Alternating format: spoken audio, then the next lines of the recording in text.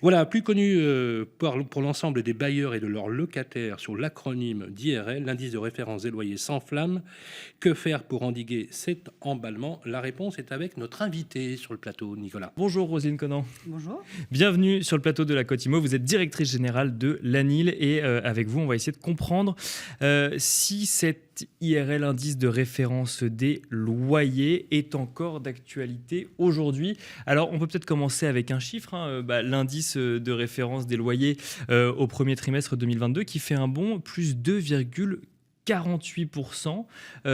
Alors, c'est un bond par rapport au loyer qui était payé par les anciens locataires, mais la question qu'on peut se poser, c'est est-ce que, en lien avec l'inflation, si élevé que ça? Et surtout, est-ce que ça va suivre l'inflation? Parce que quand on regarde un petit peu les anticipations d'inflation des différents économistes qu'on peut écouter, ça peut faire peur vis-à-vis du coût de son logement. Donc, j'ai envie de vous poser une seule question pour commencer, et ça nous amènera peut-être à faire un petit peu d'historique. Est-ce que c'est un indice qui est encore d'actualité quand on est dans une période d'inflation aussi forte et aussi rapide sur le sol européen? Alors aujourd'hui, il est évidemment d'actualité puisque aucun texte n'a décidé de le faire évoluer ou changer. Ce qu'il faut savoir, c'est un indice de référence des loyers, avoir une évolution si importante. On peut retrouver les mêmes taux d'augmentation, on remonte en 2012, et même en 2008, on était à une augmentation de plus 2,83. Donc c'est pas la première fois que ça arrive. Donc ça laisse entendre que ça peut continuer à augmenter. Ça peut continuer, sachant que l'indice de référence des loyers, il correspond donc à la moyenne sur les 12 derniers mois de l'évolution des prix à la consommation hors tabac, hors logement. Ça veut dire qu'il va évoluer en prenant en considération au même rythme que les autres biens et services, qui vont entrer donc dans la composition de l'indice des prix à la consommation. Et en fait, on observe un panier de produits qui, par l'effet de l'inflation, va augmenter. Donc ça veut dire qu'aujourd'hui, la première répercussion, elle est un petit peu en décalé. Donc on va plutôt vers un indice qui vont continuer à augmenter. Et oui, un indice qui va augmenter. En fait, c'est là qu'on comprend en fait la demande de la CLCV. Vous avez certainement vu vous aussi les journaux. Le gouvernement gèlera-t-il l'augmentation de l'IRL? Parce que si vous prenez l'augmentation de l'inflation que personne n'a vu réellement venir dans des flux pareils, avec ça fait bondir les loyers. Ça pourrait faire bondir les loyers de façon significative à l'heure où le pouvoir d'achat baisse. Alors, vous gérez un réseau, vous gérez un réseau, parce que l'ANIL, donc c'est l'Agence nationale d'information pour le logement, et vous avez des ADIL qui dépendent en fait, c'est des structures qui permettent de donner des conseils. Est-ce que vous pourriez nous dire, par exemple, si vous sentez là, dans le mouvement des demandes qui remonteraient du terrain justement sur ces fameuses indexations de loyer? Est-ce que parmi les dossiers, les demandes que vous avez, vous en parlez beaucoup? Est-ce qu'il y a une tension ou est-ce que vous identifiez une demande très plus forte en ce moment?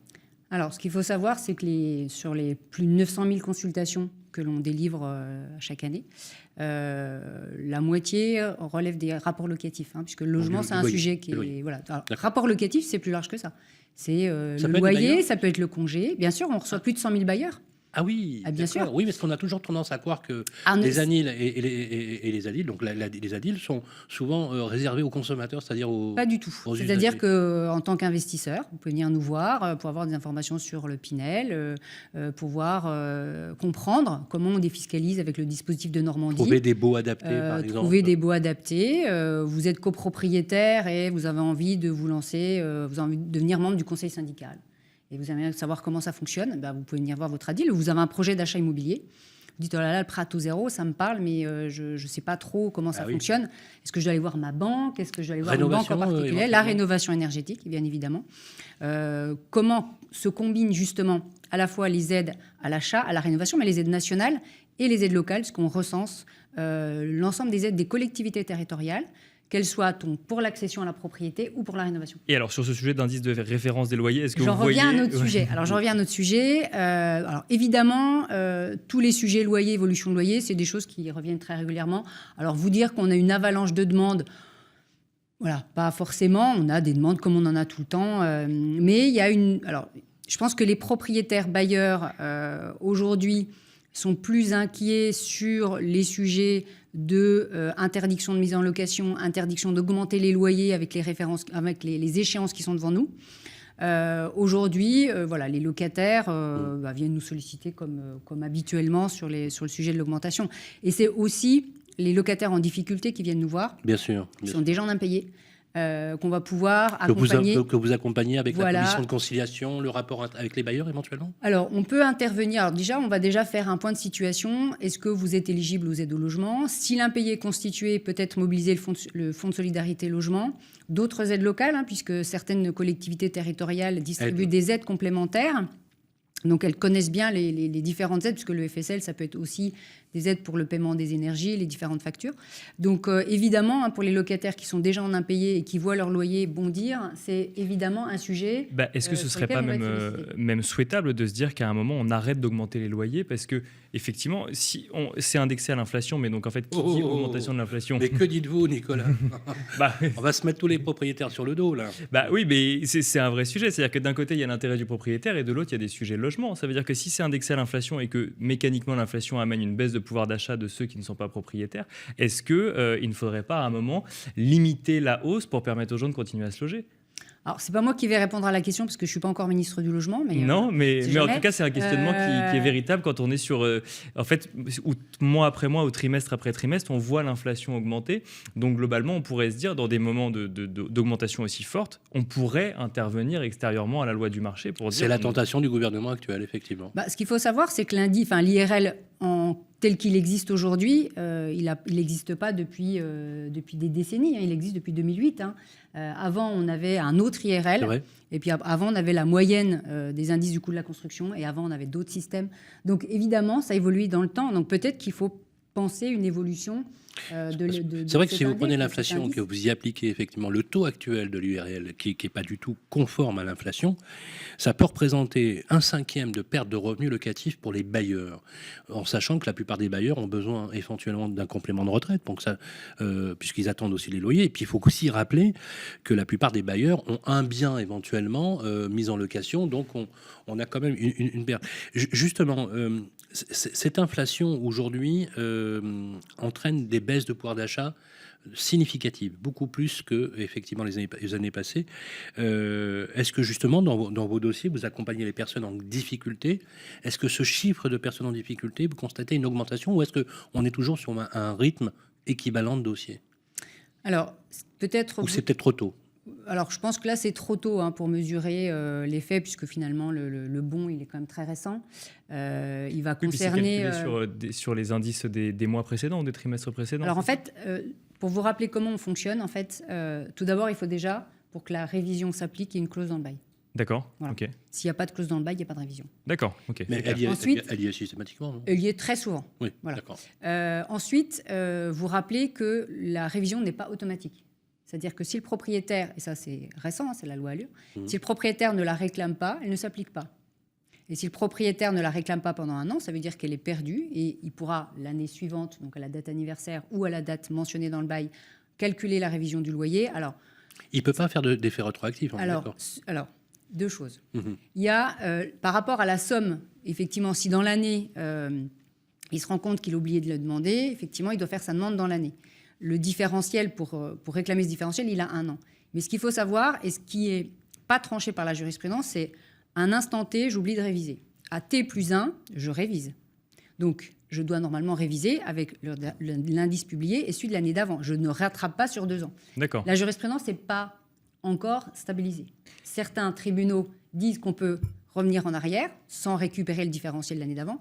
Et du coup, on gagne. Donc, parce que le sujet, c'est la base. Sur quelle base on applique le pourcentage? Le principe, c'est que la loi, c'était l'objectif de la loi Allure, c'est qu'on oublie une année, on perd cette année. C'est-à-dire qu'on va réviser T-1. D'accord, on paye 1 000 € par mois, on aurait dû augmenter de 2%. De 10 €, par exemple, on aurait dû augmenter de 10 €, on ne l'a pas fait. Donc on reste c'est pas sur une base grave. 1000. L'année d'après, on doit augmenter que de 3 €, on n'augmente que de 3 €. Mais sur une base 1000 toujours, parce qu'on a oublié de le faire l'année précédente. Voilà. Mais la jurisprudence n'est pas stabilisée encore. Oui, on donc, a certains... Je pense qu'avec les effets du pouvoir d'achat, il risque d'y avoir des éléments. Est-ce que, je ne sais pas si dans vos attributions de réponse à cette question, mais est-ce qu'il y aurait une mise en cause, peut-être une remise en cause du système de l'IRL tel qu'elle est conçue aujourd'hui?